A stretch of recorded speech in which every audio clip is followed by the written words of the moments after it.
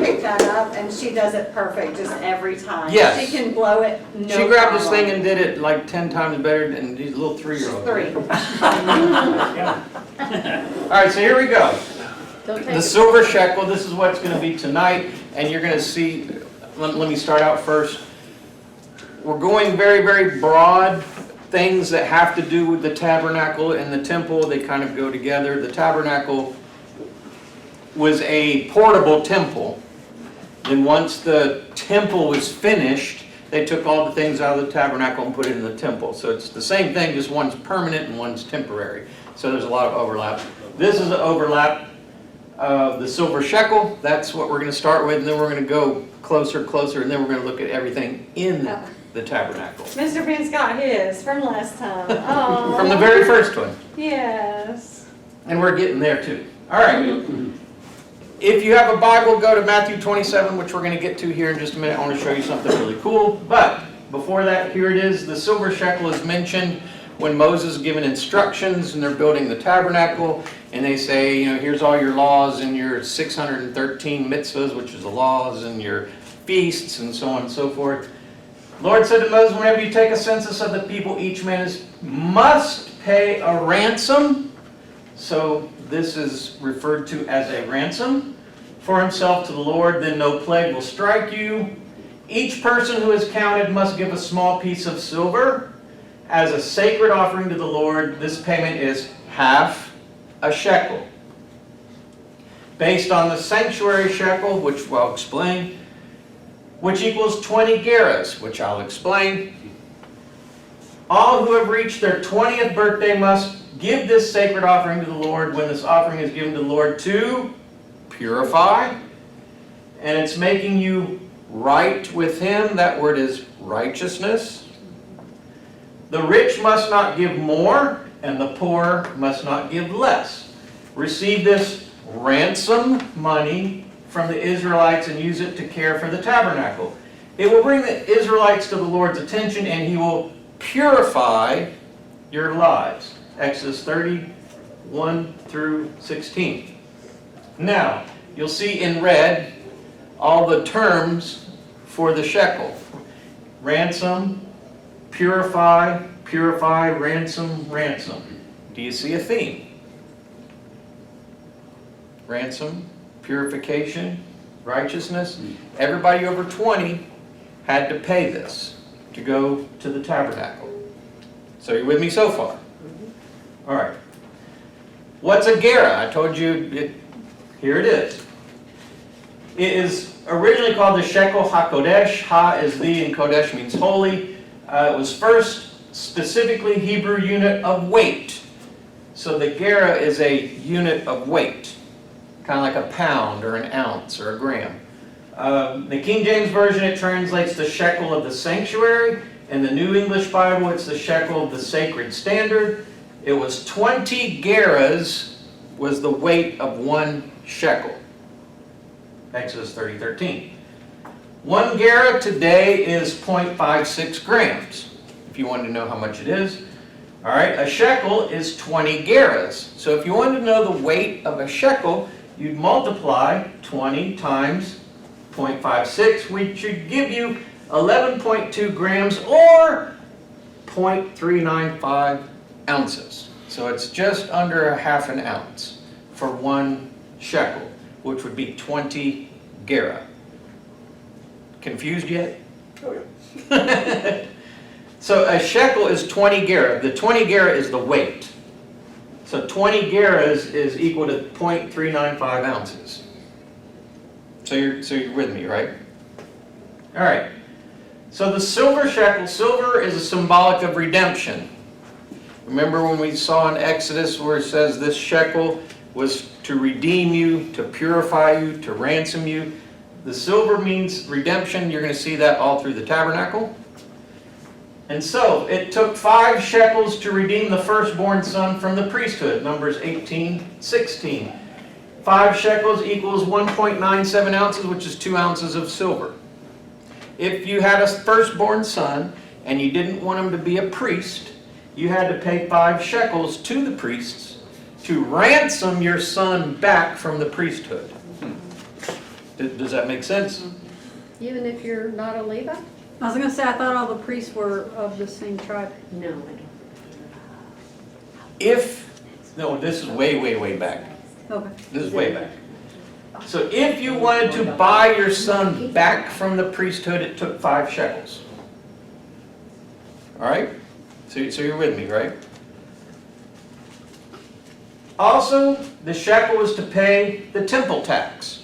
And you see that in the New Testament with Jesus and Peter, Matthew 17:27, where the Pharisees come up to Jesus and they say, "You ain't paying the temple tax." And he says, "Hey, Peter, go get a fish, the fish that you catch, open its mouth, and in it you'll find a shekel." Right? So Peter does, and he finds a shekel. What was the amount you had to pay for the temple tax? A shekel. Half a shekel. Half a shekel. Half a shekel, right? Jesus and Peter. He found a shekel, so one half makes 1 shekel. So he was able to pay for him and Peter from the shekel out of the fish's mouth. Was this for people 20 years old and above? Yes, So that being all the disciple was below 20. they had to have been 20 and over. Wow. So Jesus and Peter had to have been over 20 years old. They were in the 30s. That Jesus was. Yeah.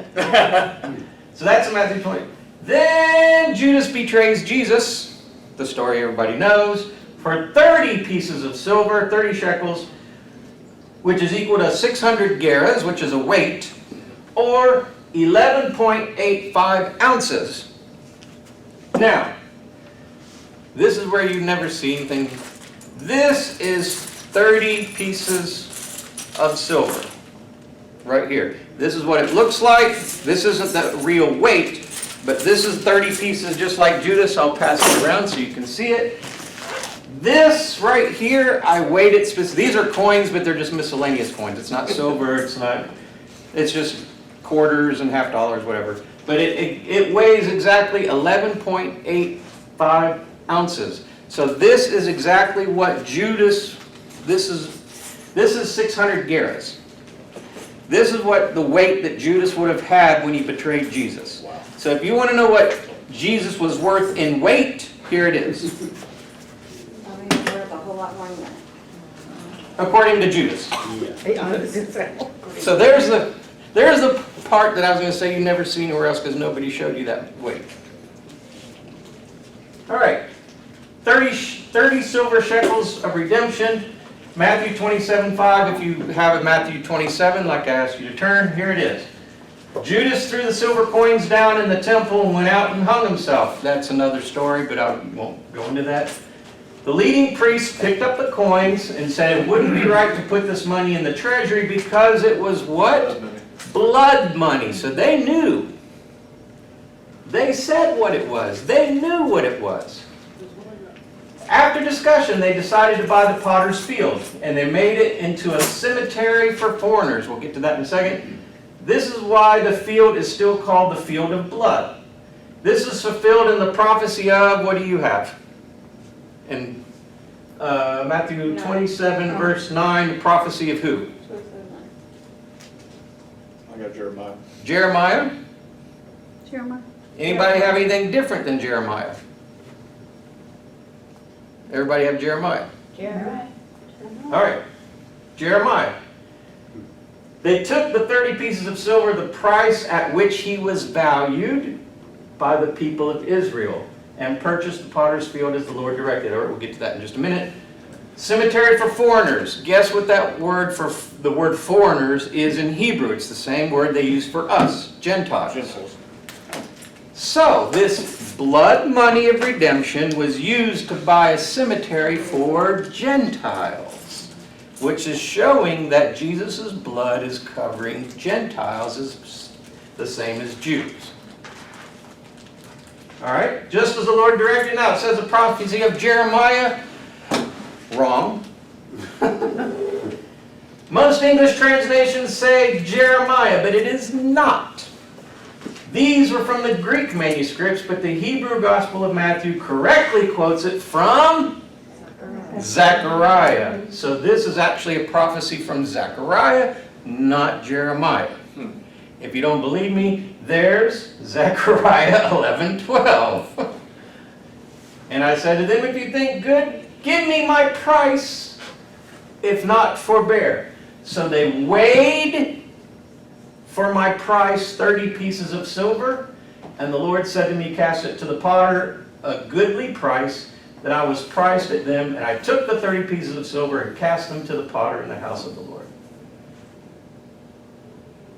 So that is the weight.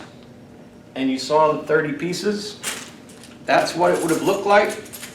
That's what it would have felt like in weight. And All right. that's enough to buy land.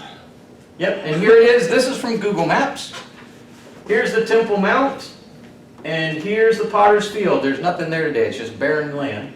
And from here to here is 0.56 miles, half a mile, which is 9.5 city blocks. So if you wanted to know the distance from here to here, that was just me throwing it in so you can see where it is. All right, by the numbers. You got two numbers, 600 and 160. 600. Watch this. Watch this. 30 shekels at 20 gera, the weight each equals 600. Are you with me? Mm-hmm. Each one weighs 20 geras. You got 30 of them. So that equals 600. 30, if you looked at your key, I gave you the Tabernacle key when I emailed it to you. 30 is means divine service or sacrifice of blood. All right. 20 is redemption or silver, right? Silver and redemption is number 20. So if you put 20 and 30 together, you get 600, and it means the redemption through the divine service of the sacrifice of blood. Also, the word tzitzit, the little tassels, right, on the prayer shawls, means healing in wings, and it's also 600. So guess what the blood from the divine sacrifice was? It brought forth redemption and healing. And cosmos. The Greek word cosmos is 600, and what it means is it's bringing heaven and earth, connecting them. Jesus came from heaven, came down to earth to bring us back together. 160. The word silver in Hebrew has a numerical value of 160. What else has a numerical value of 160? The Tanakh. The Tanakh is the Old Testament. The first 5 books is the Torah. The rest is the Tanakh. So the whole Old Testament has a numerical value of 160. You say, okay, so what? Let's keep going. The word tree in Hebrew, 160. The word curse, 160. And offering or buy, ransom, 160. Do you remember when the very, very, very first one, it says those words that were in common, ransom? Redemption. So here you're seeing the Messiah in the shekel, the silver, the redemption, on a tree. He's going to have divine service, sacrifice on a tree. He's going to take away the curse by offering himself and buying us back, which is redemption. All from silver and shekel. Are you with me so far? All right, let's keep going. What does it mean? Silver means redemption. 30, divine service, blood of Christ or blood sacrifice. 5 equals the Torah. Genesis, Exodus, Leviticus, Numbers, Deuteronomy. 5-fold ministry, we'll get to that in a minute. The 5 shekels to buy you back from the priesthood, to redeem the firstborn from ministry. Now watch this. This is kind of... It took 5 shekels to redeem you from the ministry. Times it times 6. 5 times 6 equals 30, right? Why 6? 6 is the number of man, right? But the 6th letter in the Hebrew alphabet is the letter Vav. And the letter Vav means the nail like the nail on the cross, or connection. So, when you get the Torah, right, the first 5 books, and the man, it connects the Torah, the grace of the Torah, or the redemption, to man. So what the Torah is trying to do is connect heaven and earth again. It's trying to connect the Messiah and man again through redemption and grace. So that's what it's all pointing to. The Messiah is redemption through his blood and grace. Confusing yet? All right. The number 5. There are 5 books of the Torah: Genesis, Exodus, Leviticus, Numbers, Deuteronomy. 5-fold ministry, I'll get to that in a minute. That's in the New Testament. There's 5 commandments on 2 tablets. Right? We went through the 10 commandments. And 5 types of sacrifices, that's another one. There's sin offering, peace offering, and so on, so I'll get to those later. But there's 5 types of sacrifices.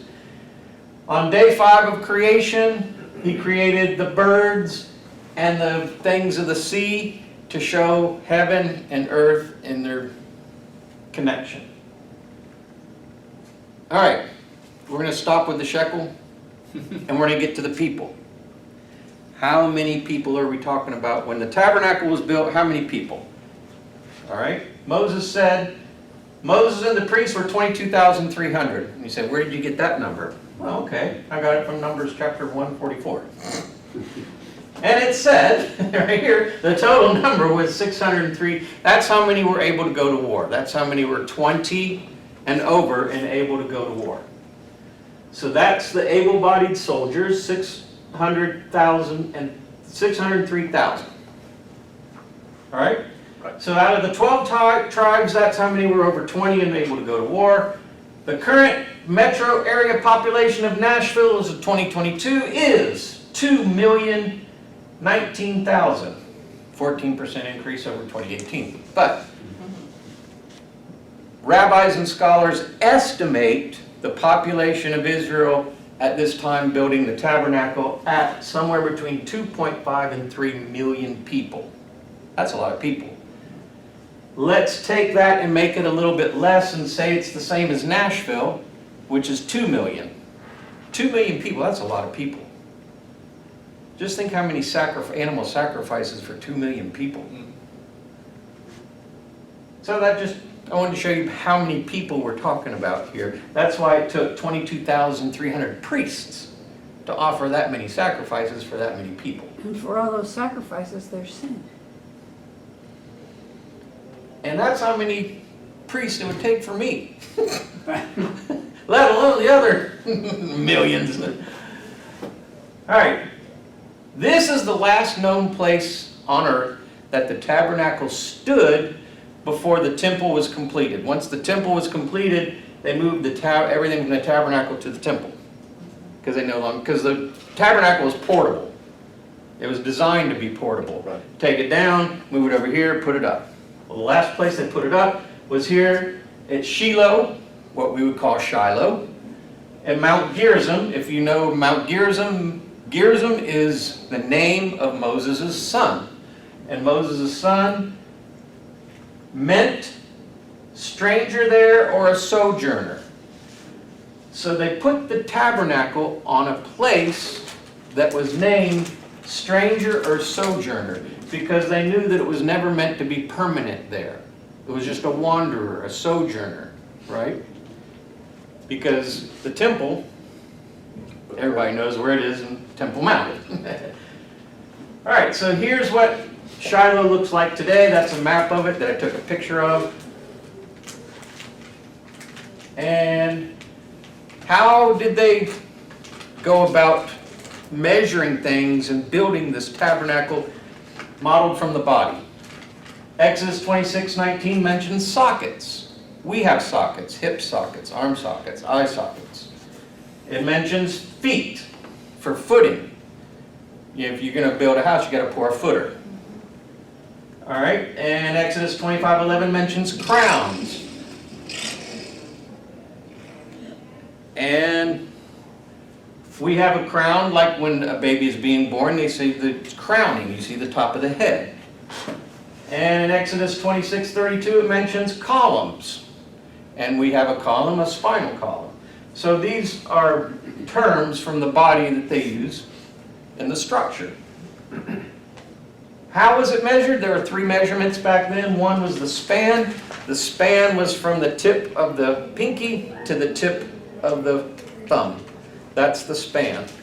An average of 6 inches. Way shorter. Yeah, 7.5, depending on whose span it is. I I got short little stubby spans. Average was 7.5. Way shorter now. Yeah, yours is way shorter now. The hand's breadth is from this knuckle, the index knuckle, to the pinky knuckle. This is the hand's breadth. Which one? Still has that. From here to here. Okay. And it's roughly 4 inches. And then you have the infamous cubit. And the cubit, depending on who you ask, the average, the Hebrew average was 18 inches. But depending on where you went, the standard was 17.5, the Egyptian was 20.6, and the Babylonian was 19.8. So depending on, but this is what rabbis and scholars guesstimate. So there you go. All right, here's the outer perimeter. I wanted to show you this. You see all the posts here around? All right. They were wooden posts from acacia wood with a bronze covering and a bronze base. How many were there? There were 60 in all. There were 20, 20, 10, 10. Yes, that all means something. The letter in Hebrew, the word samech, is the letter samech is the 15th letter of the Hebrew alphabet with the numerical value of 60. You say, well, how does that correlate? All right. The root word of samech is to lean upon or support. So there were 60 posts, and the Hebrew letter that has a numerical value of 60 means support or to lean upon. Makes sense. Also, the laying upon the head of sacrifice by a priest. When the priests put their hands on the goats that were identical, one was a scapegoat, one was a sacrifice goat, when they call that the samech. All right? The priestly blessing, this is where it gets really wild. The priestly blessing, the Aaronic blessing, is the Lord bless you, the Lord keep you, His face to shine upon you, okay? Is 15 words and 60 letters. 15 words, 60 letters. You see how it all is going? So the priestly blessing is 15 words and 60 letters. The word samech is 120, the word, not the letter, the word, and it means double portion or blessing from former to new.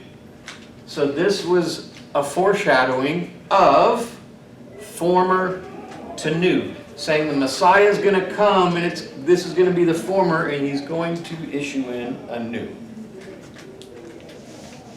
With me so far?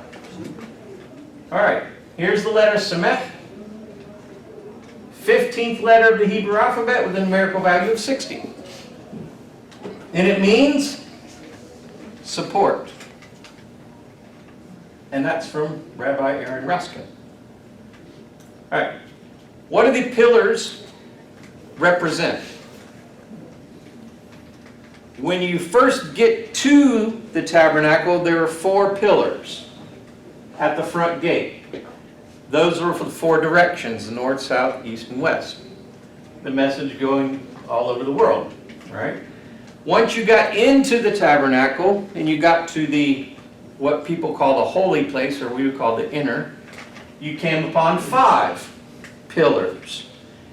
And these 5 were entered for the 5-fold ministry to begin when you enter into the holy place. And once you got inside where the table of showbread, the menorah, and the altar of incense were, then you get to the Holy of Holies where there are 4 pillars. Once you get to the holy place, there are 4 creatures on the curtain that surround the throne of God, also embroidered on the veil. There's an ox, man, lion, eagle. The 4 living creatures are in Isaiah 6:2, Ezekiel 1:10, and Revelation 4:6. So you have Old Testament, New Testament. Old Testament showing you a picture of it, Revelation showing you, hey, this is how it begins, this is how it ends, and it all goes together. And it all points to the Messiah, what the Messiah is going to do, what the Messiah did, and what's fixing to happen at the end. All right, okay. So, there we go. The pillars by the numbers. This is really cool. 4 pillars on the outside when you first get to it. 5 pillars to get inside. And then 4 pillars to the Holy of Holies. Right? 4 plus 5 plus 4 equals 13. Ooh. 13 equals love. If you go to 1 Corinthians 13, verse 13, it said the greatest of these is love. Which also the Echad. The Echad is, Hear, O Israel, the Lord our God is one. And Achava is the Hebrew word for love and unity. So all this is making all things one through love. Greater love had no man than this, to lay down his life for his friends. So what is that saying? That the Messiah is coming to give his life because he loved, for God so loved the world that he gave his only begotten Son. Through the pillars. You see that through the pillars. All right, 5 pillars upon entering. Here's where the fivefold ministry comes in. Ephesians 4:11 and 12. He gave some to be apostles, prophets, evangelists, pastors, and teachers. For perfecting of the saints, the work of the ministry, and for edifying the body. So when we are now royal priests, a royal priesthood, we should be perfecting each other. We should be doing the work of ministry, and we should be edifying each other. That's what the work, all this is. And it's shown in the tabernacle because that's what the priests did. That was their ministry. When you go into the holy place, or the inner, that's where you receive, and I'm going to go into all this later, that's where you receive your anointing, that's where you receive your calling, that's where you receive your ministry, your fivefold ministry. That's where all of this comes in and comes into play. This is what it would have looked like during the day, because there was a cloud over it, the presence of God by day. This is an artist rendering. And if you wanted to know what it would look like by night, it was fire by night. Artist rendering. And you see this in the book of Psalms 121. The Lord is the shade on your right hand. The sun will not strike you by day. Why not? Because there's a big cloud. Nor the moon by night, because there's fire. And the Lord will watch your coming and your going, both now and forever. All right. This is the really cool part. All right. I really love this part. This is the only way I know how to explain it. It may be a bad example, but this is the only way I know how to explain it. The blood of animals is like a credit card. All right. Now, the blood of animals will cover the cost until a payment in full can be made. All right, so here's what I'm saying. We sin, okay, $1 million. We put it on our Christian credit card, if you want to call it that, right? Okay, it's covered, right? It's on the card. We sin again, now it's $2 million. Put it on my card. It's covered, right? And we keep sinning. $3 million, okay, put it on the card.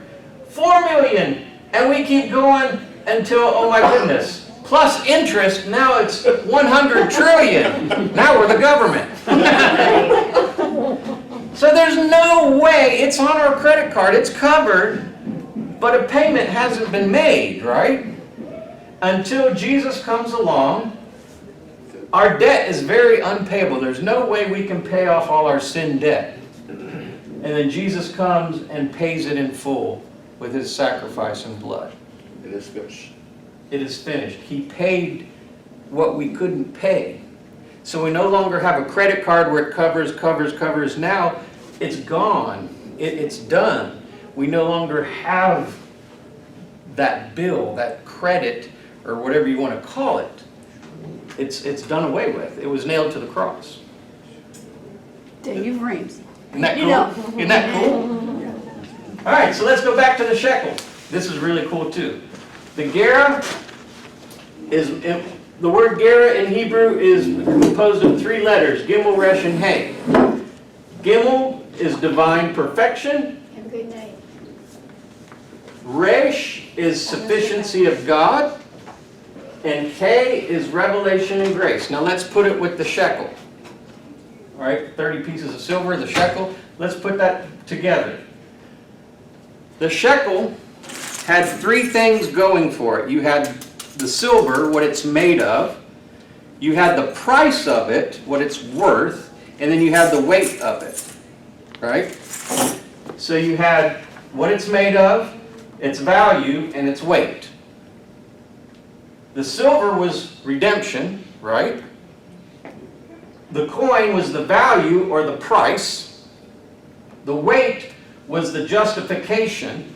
And what I mean justification, when you wanted to buy something, when you buy bread or wheat or whatever, they had a scale, right? And you said, I want 20 gerah worth of wheat. Well, they put 20 gerah on the scale, and when it equaled out, that means it was justified. The weight and the price justified itself. So that's what is going on here. What was paid for us was justified. So if you put all this together in a sentence, the divine perfection, redemption, met our price through the sufficiency of God, so we could be justified by grace. That's the word gerah, the weight, with the coin. And you put it all together and you see how it points to the Messiah. Is that not cool? So let's put it all together. 30 pieces, divine blood sacrifice. Silver, redemption, the weight of 20 gerahs, redemption, used to try and redeem. I'll get to that. The potter's field was bought for Gentiles. What Judas tried to do, and this is kind of deep, see if you can stay with this. What Judas tried to do was give back the money to the priests, right? Which means he would have forfeited, if they would have accepted it, that would have forfeited Jesus' ministry. Because he would have bought back, right? He would have bought it back. But they didn't accept it. Instead, they went and bought the potter's field with it. It didn't go into the treasury. So what they did, instead of buying back Jesus' ministry, they made it go to cover the Gentiles. Is that not crazy? That was the divine plan. That is how it all went together, all in the silver shekel.